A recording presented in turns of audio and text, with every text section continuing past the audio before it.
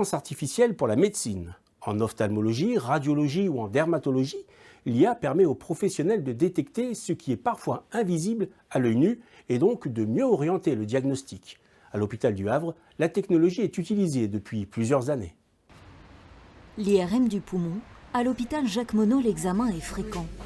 Avec le sein et la prostate, le cancer du poumon fait partie des 3 plus répandus chez les Français. Depuis 2021, le groupe hospitalier du Havre s'appuie sur l'intelligence artificielle pour mieux les détecter.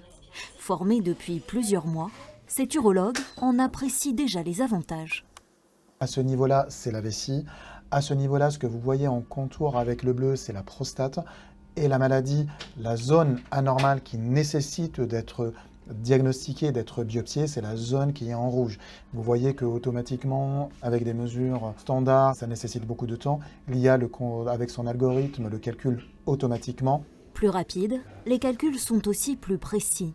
Surtout, ils permettent aux patients une vision plus concrète de leur affection.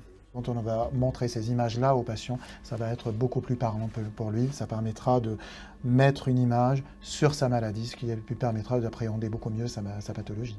Vous avez vu, là, on est quand même des super examens. Le docteur Dassigny, radiologue installé au Havre depuis plus de 13 ans, est l'un des 3 fondateurs de cette plateforme d'intelligence artificielle, utilisée dans plus de 300 hôpitaux français et européens. Pour lui, l'IA permet d'étoffer le travail des médecins. Ça va nous permettre de détecter plus précocement et puis demain peut-être de prédire leur agressivité et d'arriver à adapter les traitements de manière le plus personnalisée possible pour les patients. C'est aussi la capacité qu'on va aller plus vite, nous comme médecins, pour analyser tout en gardant une très haute qualité, d'avoir potentiellement des délais d'attente qui vont se réduire. C'est que c'est très important en cancérologie qu'on ne fasse pas trop attendre les patients. Ça, c'est aussi un des objectifs. À ce jour, 3 millions d'Européens ont déjà bénéficié de cette technologie lors de leurs examens.